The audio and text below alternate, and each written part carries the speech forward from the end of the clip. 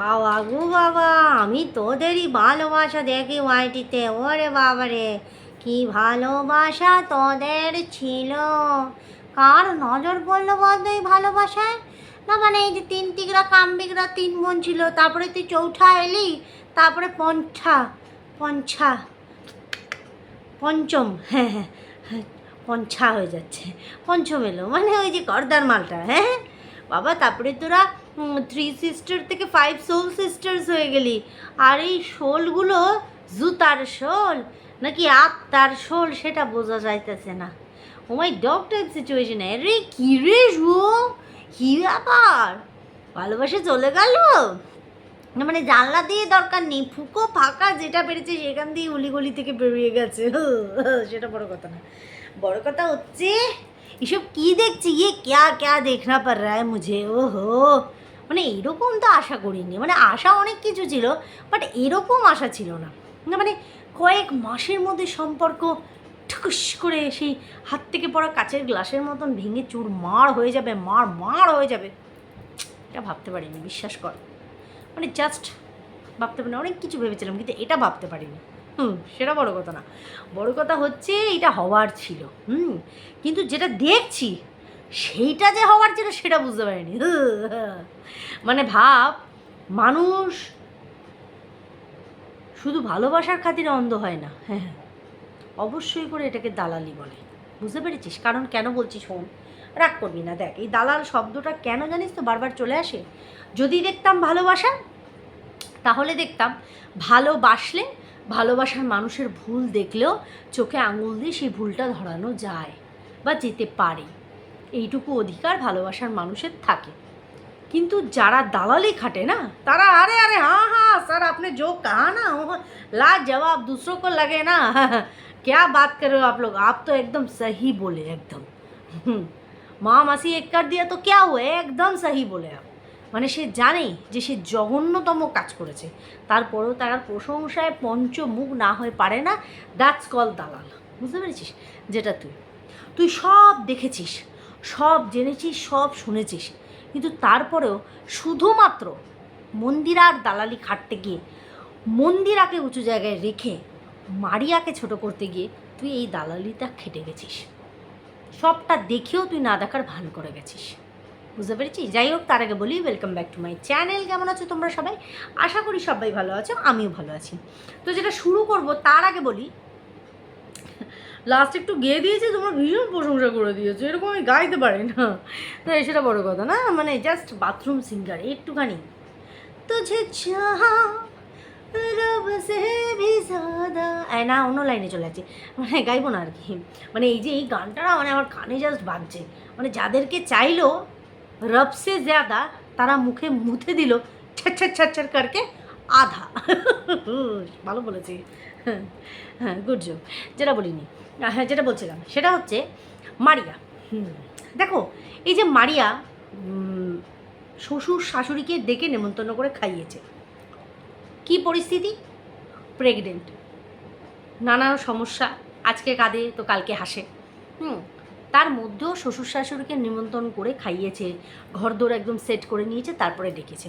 আচ্ছা, আমরা না একটা জিনিস কিছুতেই বুঝে পাই না, মানে শ্বশুর শাশুড়ি বা বাবা মা শুধুমাত্র কি আছে আমাদের হেল্প পারপাসে, যখন যখন আমাদের দরকার পড়বে তখন তখন।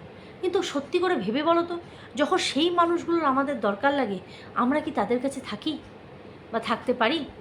কালকে মাকে একটু জোরে বকা দিয়ে দিয়েছি, যার জন্য আজকে আর আমাকে সারাদিনে ফোন করেনি।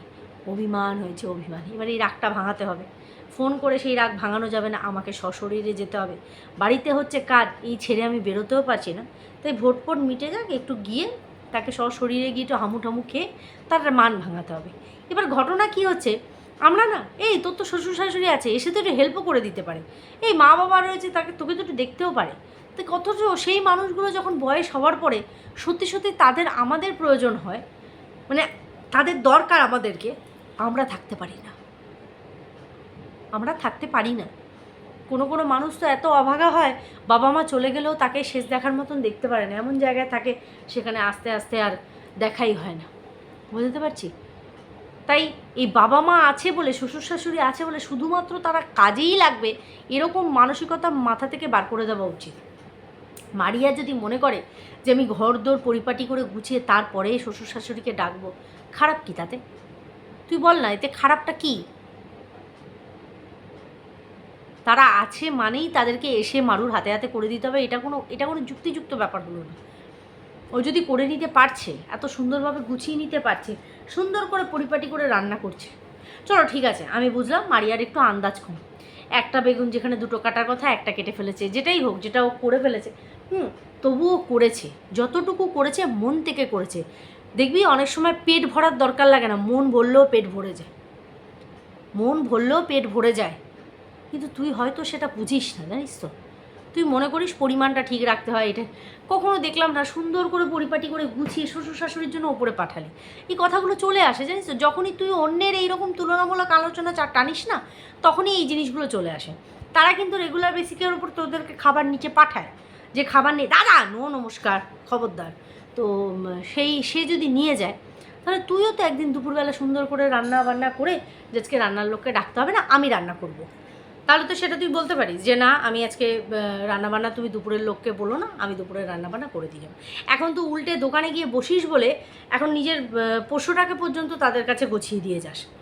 মানে তারা কোনো না কোনোভাবে তোর কাজে লেগে যাচ্ছে, তুই কোনো না কোনোভাবে ওদের কাজে লাগতে পারছিস না, এটাই হচ্ছে ফ্যাক্ট।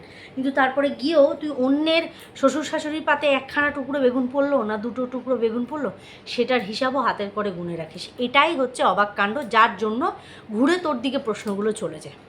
বুঝতে পারছি, সে যেভাবেই থাকুক না কেন, যদিও শ্বশুর শাশুড়িকে মনে করে যে আমি ঘরদোর রেডি করে তারপরে তাদেরকে ডাকবো, তারা থাকবে সেই মতন, আর পরে রইল বাইরে জামা কাপড়।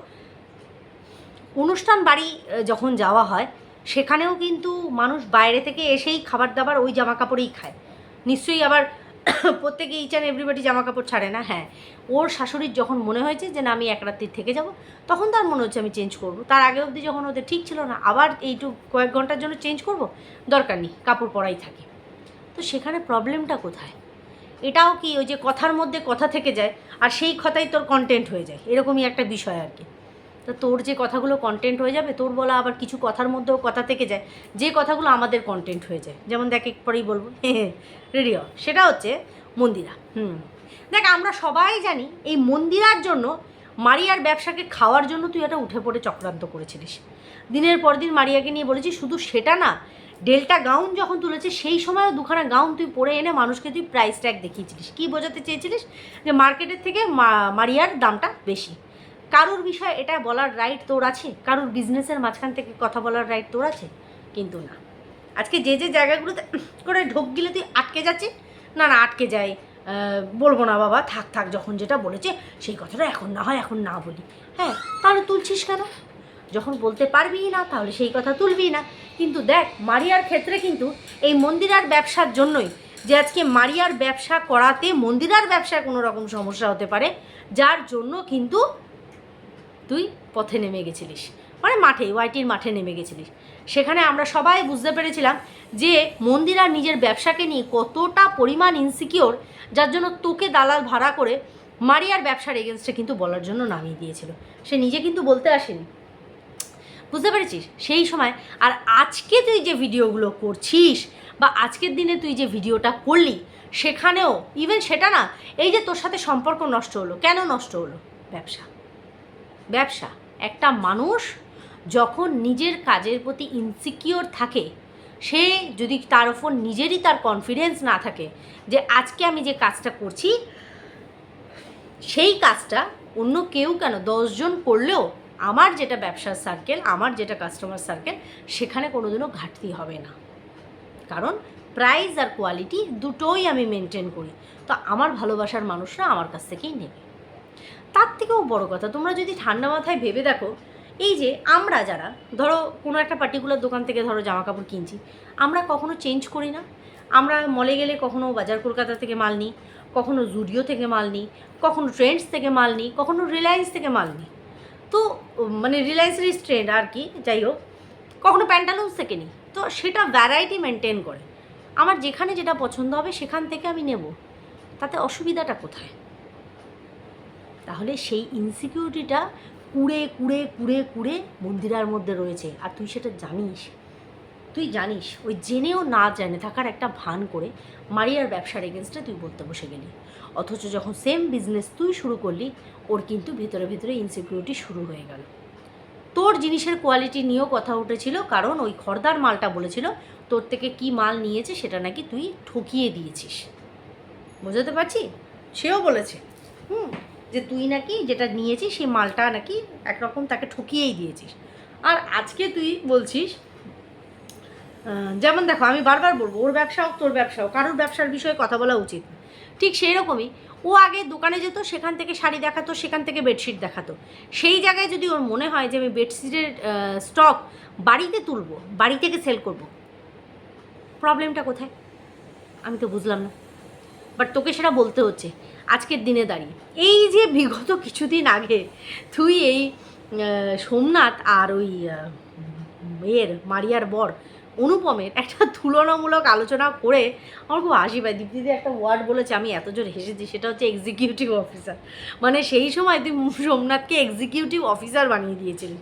মানে তুলনামূলক আলোচনা করতে গিয়ে সোমনাথ কতটা প্রপার আর অনুপম কতটা বেকার, তুই সেটা বোঝানোর চেষ্টা করে লেজে গোবরে আছাড় খেয়ে আজকের দিনে দাঁড়িয়ে তোকে বলতে হচ্ছে যে অনুপম কতটা কর্মঠ ছেলে আর সোমনাথ একই জায়গায় দাঁড়িয়ে আছে। বুঝতে পেরেছিস? আজকে তোকে বলতে হচ্ছে যে 5,000 টাকা চাকরি পেলেও তুই বাইরে পাঠা, তাহলে মন মস্তিষ্ক ভালো থাকবে। তুই না বসে গেছিলিস তুলনামূলক আলোচনা করতে গিয়ে, এরপরে যদি কেউ তোকে দালাল ডাকে তাহলে তোর কেন খারাপ লাগে তুই বল আমাকে। সোমনাথ তখনও কুড়েছিল, এখনও করে, আগামী দিনেও হয়তো কুড়ে থাকবে। তো সেই কথাটা তুই তখনও জানতিস, এখনও জানিস, আগামী দিনেও জানবি। কিন্তু শুধুমাত্র ওদের দালালি খাটছিস বলে অনুপম, যে কিনা প্রচণ্ড পরিমাণে কর্মঠ একটা ছেলে, বাকি ওর হাজারো দোষ থাকলেও ওর এই কাজটা, ওর যে কাজটা যে ওর মন থেকে করে আর কাজের প্রতি যে ওর একটা নিষ্ঠাভাব আছে, শুধু তাই না, বাইরের কাজ করে আসার পরেও বাড়ির কাজেও যেভাবে মনোনিবেশ করে আর যে মন দিয়েও করে, হ্যাটস অফ। ধারণার বাইরে, ধারণার বাইরে এই বসে একটা ছেলে যে পরিমাণও খাটতে পারে, চেহারাটাও একটু হেলদি, হাঁপিয়ে যায়, কি হারে ঘামে, আমার খারাপও লাগে দেখে, কিন্তু তারপরে দাঁড়িয়েও কি পরিমাণও খাটতে পারে। এই ছেলেটার সাথে একটা কুড়ে ছেলে যে কিনা সারাটা দিন ওই ঘরটার মধ্যে ল্যাপটপের সামনে বসে থাকে আর সিগারেটের পর সিগারেট ফুঁকতে থাকে, চেন স্মোকার যে, তার সাথে তুই তুলনা করলি অনুপমের। Like seriously? হ্যাঁ, অনুপম সব জিনিসের প্রাইস দেখায়, ওই জন্য প্রাইস ট্যাগ ওর নাম দিয়ে দেওয়া হয়েছে। তার মানেই মানুষটা খারাপ না। এই যে 3 ইডিয়টসে তোমাদের হয়তো মনে আছে, করিনা কাপুরের সাথে একটা ছেলের বিয়ে ঠিক হয়েছিল, সেটার নামটা আমার এই মুহূর্তে মনে পড়ছে না। ওই ছেলেটার একটা বাজে অভ্যাস ছিল, সেই ছেলেটা প্রতিটা জিনিস দেখতো আর নিজের প্রাইস ট্যাগের সাথে ওটার ইয়ে করতো। তো আমির খান বলেছিল, ফ্রি মে এক অ্যাডভাইস দো, ভাগ যাও, নেই তো ইস গাধে সে শাদি করনা পড়েগা। তখন কিন্তু আমির খান ওকে বুঝিয়েছিল, মানে করিনাকে বুঝিয়েছিল, ও কিন্তু চলতা ফিরতা প্রাইস ট্যাগ বলো, কী করে ডেমো দেখাও। তখন কিন্তু চাটনি যখন ওর পায়ে ফেলেছিল তখন বলছে, মেরে 300 পাউন্ডস কা ডলার্স কা শুজ। মানে বুঝতে পেরেছো তো, মানে ওইখানে ওকে এটা জাহির করতে হলো যে আমার জুতো চাটনি কেন ফেললি, দ্যাটস নট, মানে এটা কোনো ইম্পর্টেন্ট না, বাট এত টাকা দামের জুতোর ওপর চাটনিটা পড়েছে। বোঝাতে পারছি তো? অনুপমেরও একটু অভ্যাস, যেমন আগের দিনকে সর্ষের তেল দেখিয়ে এত টাকা কেজি এরকম বলেও বলেছে, ঠিক আছে, সেটা খারাপের মধ্যে পড়ে না। কাজ করে মাল নিয়ে আসে, তারপরে গিয়ে দুটো মুখ খোলে। সোমনাথের তো সেই যোগ্যতাও নেই। আজকেও তুই বললি যে যেখানে ছিল, যার নামে এই সৌভাগ্যী গার্মেন্টস চলছে, ঠিক আছে, যার ব্যবসা এই নামে চালানো হচ্ছে, সে তাকে মনোনিবেশ করতে বল। তার থেকে বেশি মনোনিবেশ তো তুই করছিস। বোঝাতে পারছিস ব্যাপারটা? এই বিষয়গুলো, প্রতিটা জিনিস যেগুলো কিনা তুই এর আগেও জানতিস, শুধুমাত্র দালালির খাতিরে তুই এগুলোকে আনদেখা করে এড়িয়ে চলে গেছিলিস। আর আজকে সেই কথাগুলোই পুনরায় তোকে বলতে হচ্ছে। তার মানে তোদেরকে দোগলা বলবে না তো মানুষ কি বলবে রে? ভালোবাসা? এগুলোকে ভালোবাসা বলে না, ভালোবাসা বলে না। তুই কি বলছিস যে ওর মালের কোয়ালিটি ভালো না মন্দ, সেটা আমি এতটা লয়াল আমার হাজব্যান্ডকেও বলিনি। লাইক সিরিয়াসলি তুই তোর হাজব্যান্ডের প্রতি সঠিক মন থেকে তুই লয়াল বলতো? যদি তুই তোর হাজব্যান্ডের প্রতি লয়াল থাকতিস, তুই অন্য কোনো পুরুষকে ডার্লিং ডাকতে পারতিস? তুই সত্যি সত্যি যদি তোর হাজব্যান্ডের প্রতি লয়াল থাকতিস, তাহলে কি উজ্জ্বলের মতন একটা বেকার হাঁটতে চলতে না পারা ছেলের মেন পার্টসে বসে দেখতে চাইতিস যে সেটা কাজ করে কি আদৌ করে না?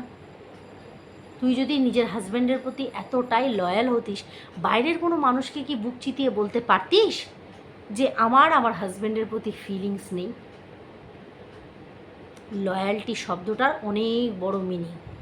দেখতে ওইটুকু মনে হয় লয়্যালটি, বাহ শুনতেও তো বেশ ভালো লাগে, বাট সেটা কতজন মেনটেন করে চলে সেটাও একটা দেখার বিষয়।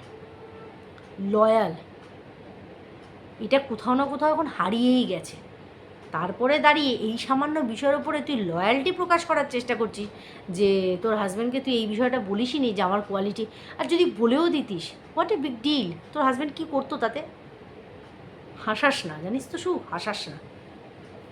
দুদিন আগে যাদের সাথে গলায় গলায় পিরিত ছিল হয়ে গেল, সেও তোকে ছেটে দিল ব্যবসার জন্য, ইনসিকিউরিটির জন্য, আজকে তার ব্যবসাতেই থাবা বসাচ্ছিস। এই দুদিন আগে কিনা তার ব্যবসাকে বাঁচাতে গিয়ে মারিয়ার ব্যবসায় থাবা বসিয়েছিস। উফ, মানে মাথা জট পেকে যাবে এমন ধরনের।